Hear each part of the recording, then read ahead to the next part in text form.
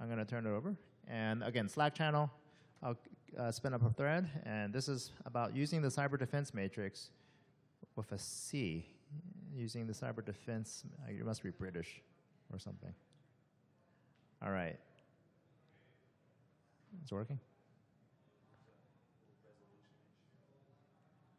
Anyway, using the cyber defense matrix to create a defense portfolio. Although, you might want to figure out whether you want to spell it with a C or an S. All right, over to you.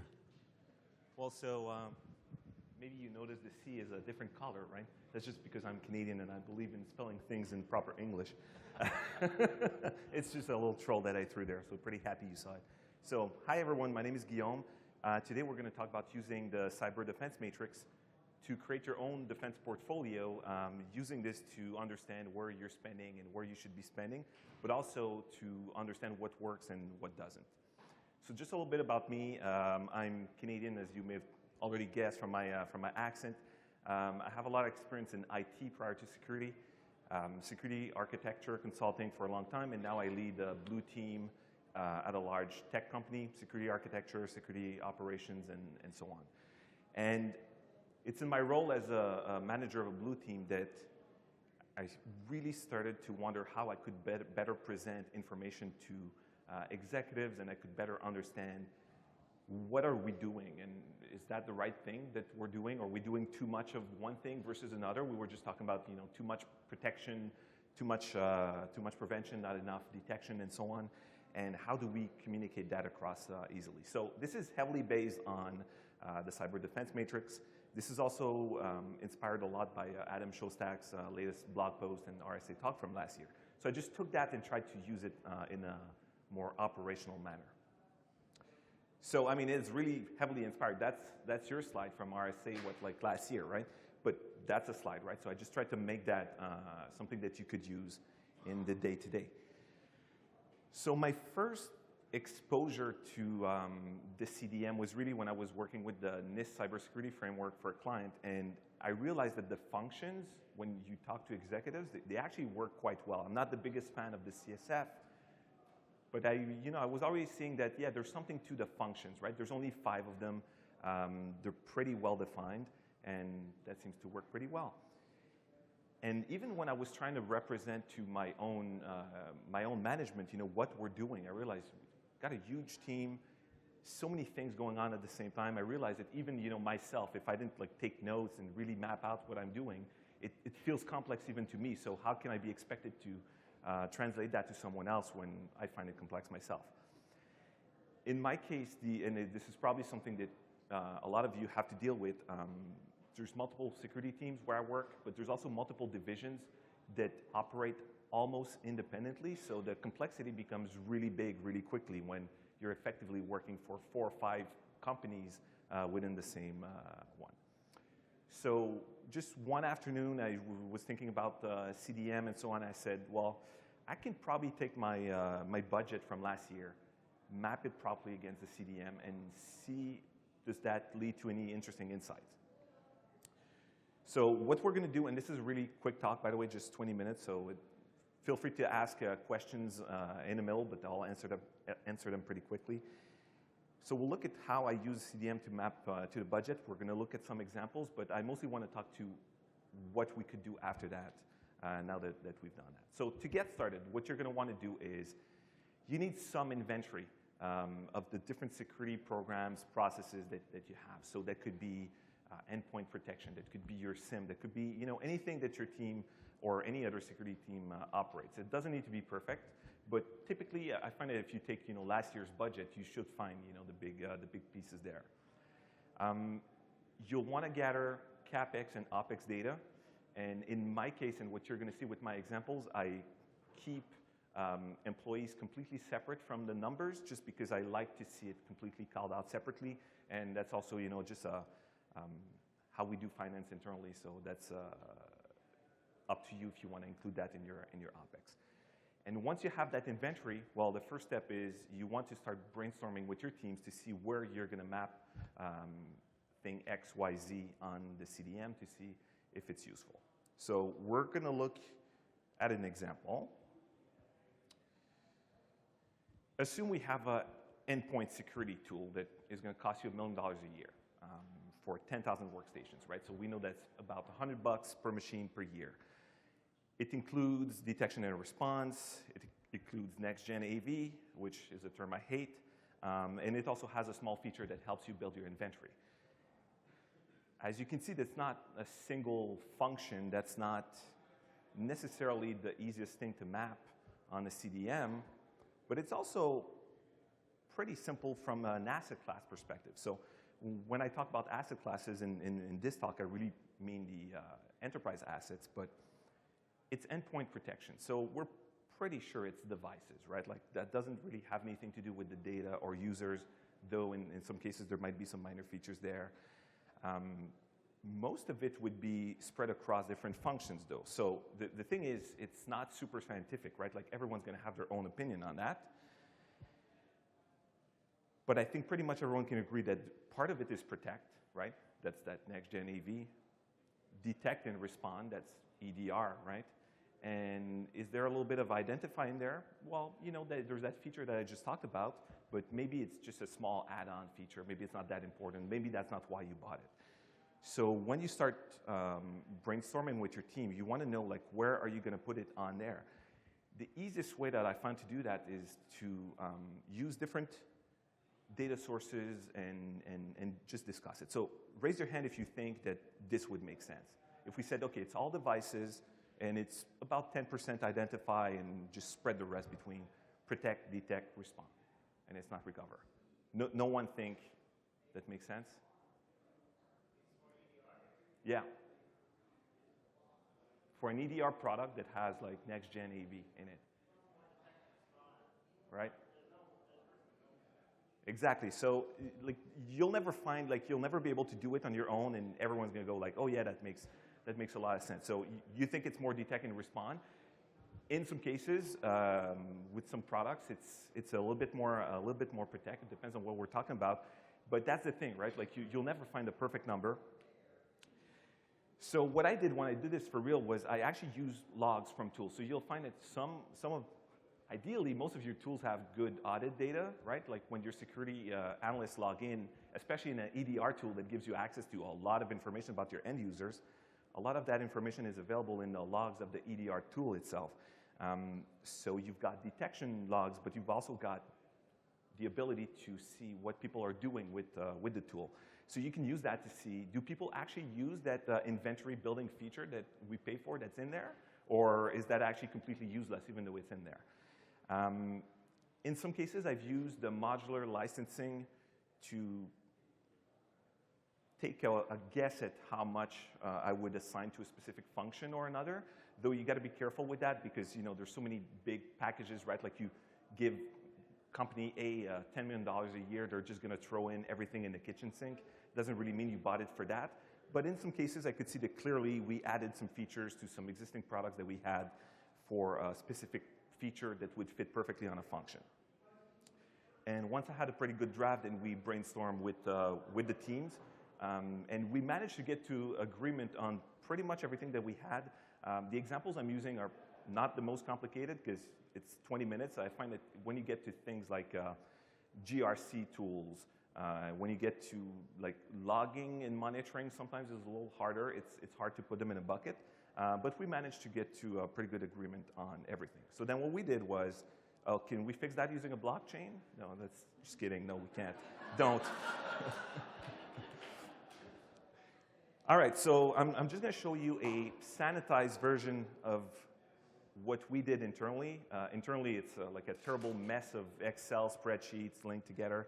So I just made like a really simple version of it in a Google Sheets.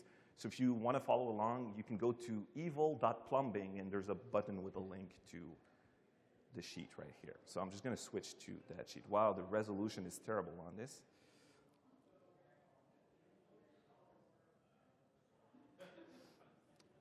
All right, do you see anything?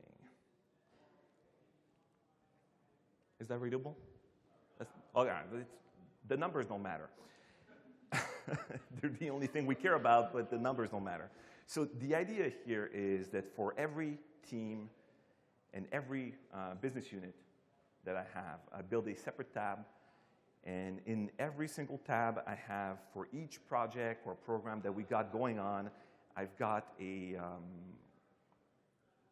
some data on it. How much OpEx is it? How much CapEx is it? And this is real data, by the way. How many FTEs work on that? That's sometimes a guesstimation, but you can get pretty close. Then for every single one of them, after brainstorming with the teams, I know the window is too small. That's the entire problem.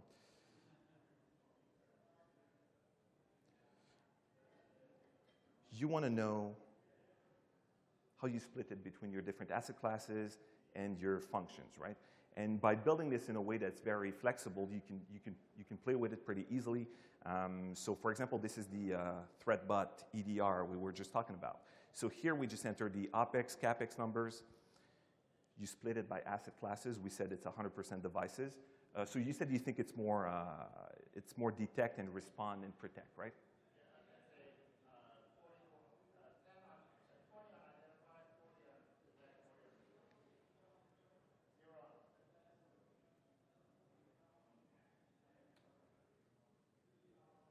Like this? All right, so does anyone agree with that? I see still no one agrees. People don't like agreeing. So you do this after you've built some kind of consensus. And then what that does is you then take your costs and you split them between the different functions and the different asset classes. And the idea is you'll have then 10 or 15 different tables like that. You bundle them all up, and then you'll know in your team, where does the money go? Does it go to protect, identify your FTEs? What do they work on?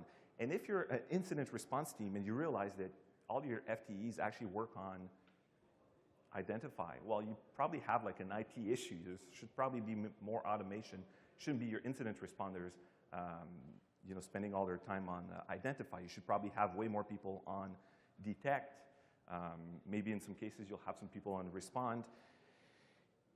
Then that's when I discussed some of these topics with Sunil, and he said, well, what about ratios, right? Because if you go back to the CDM, I'm just going to go back to my slides here. You see that to the left, the technology is actually it's bigger there, right? Because identify should be able to automate most of that. Recovery, though, I mean, right now in 2018, it's pretty rare that people have automated recovery for their systems. That would be really good for resilience, but that's not the world we live in. So once you've got all that data for all of your teams and you've bundled it and you've all added it all up, you can know if you're overspending in technology or people for any of these categories. So is it possible that these ratios, there's like an ideal one for a specific type of company? Maybe I don't have enough data because what I'm showing there is not true data. I have only my own real data, which I can't share. But I would love to gather more data so I could see between a company that people estimate is mature in terms of security, what kind of ratios do they have versus one that is completely immature. And I would assume, my guess is that the more immature you are, the less automation you have, and you probably end up having ratios where you probably spend more on things like identify because you haven't automated it yet. In other cases... one quick comment on that. So one of the things that people ask me is, what's the ratio across functions? Yeah. And generally, we would have a we would be predisposed to be preventative. And so in theory, we would spend more on left of boom than on right of boom. Yeah. Okay. But I even mentioned earlier today, just a moment ago in Jerry's talk, if you're taking a detect and respond approach versus a preventative approach just because you want to make it more usable for people, yeah, then you actually want to spend more relative to between protect and detect. So my point is that the spending ratios between functions is not something that I've actually captured in any meaningful way. It's only within those functions that I would say is material. Yeah, because it's going to depend on your objectives for sure, right? So, for example, if you get a little bit more granular, you look at this, if your team is an application security team and you see that your spending looks like that, you probably have a really big problem, but in some cases, it's not a problem at all. However, when you start looking at all teams across all different divisions or no matter how your company is built, you may identify that you thought you were actually doing, you were focusing on something like application security, but in reality, you're not, right? Like the data shows that you're overspending on protecting devices. All you do is you buy like 5 different AVs and you run it on all your systems, but you thought your goal was to do application security. So I was actually able to identify a few really interesting things like that with real data where I expected if someone asked me, like, do we spend more on network security than endpoint security? I would think of a few examples, and I would say, oh yeah, of course we spend more on network security than endpoint security. But then when we start looking at it more precisely, you realize that that's not necessarily the case. So that's actually helped me quite a bit. So I have a few other examples that I want to show in the PowerPoint. Just go back here in the spreadsheet, right? So one of the things that I noticed also is with the shift to subscriptions, everything is a subscription, right? Like, has anyone had the issue of having too much CapEx that they don't know where to spend anymore? Like, that's something that's happening to me more and more, where anything that you want to get is a subscription. So I find that using the CapEx versus OpEx ratio is not necessarily useful to understand if you have enough automation, not enough automation. You actually need to look at the amount of people that you have, because for many systems now, you won't have much CapEx if it's cloud-based and so on. So what you want to look at is, you want to look at just the OpEx on its own versus the OpEx with FTEs. And if you identify any area where you're spending a lot, but your OpEx with FTEs is not much bigger, I think for example, identify that would make more sense than in recover, where you're going to have a lot of people involved. So then I looked at FTEs.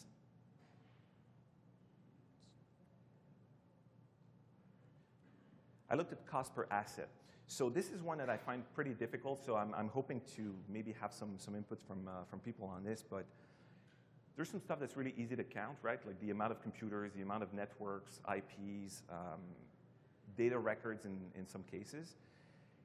I would like to be able to know, are we spending more to protect one thing than another thing? And that's purely a curiosity for now. I'm not even sure that's going to be useful, but for some reason I feel like knowing how much you're spending per application on application security, that's going to be a very valuable data point. I don't think comparing them is going to be necessarily super useful, but being able to track that year over year will definitely become interesting. So my goal with this is to continue doing that over the years, and just looking at these different ratios as how they modulate. If I ever go back to consulting, for example, I really regret that I haven't done that when I was seeing 30, 40 different companies in a year, because I feel like I could have gotten a way better understanding. So what I'm going to do is, the spreadsheet is available on evil.plumbing. If anyone thinks this is useful, please get in touch with me. I would like to get some anonymized data, and I could probably share some of mine in exchange. Along with a maturity survey, I would like you to tell me how mature you feel your organization is, along with the data that you would provide. And then that could let me identify some patterns, which maybe I could come back and present next year. So that's something that I would think would be interesting in evaluating the maturity levels of our companies, but mostly just to understand, are we spending the right amount on the right thing, and where should we be improving next? So I'd like to thank all of you for your time, the organizers for the conference, Sunil specifically for some guidance last month, and just for the CDM in general. This may seem a little bit abstract, but it actually helped me a lot, and this is my first non-technical talk, and thank you for sitting through it. Any questions? Actually, who saw the Cyber Defense Matrix talk last year? Like handful. All right. Cool. So, yeah, it may help to actually have that context, maybe, but you may be kind of lost if you're not sure what the Cyber Defense Matrix is. You did tell people to remove the intro slides from. Yes, yeah, he only had 20 minutes, but. All right, thank you. I thought it was great. Anyway, all right, thank you, Guillaume.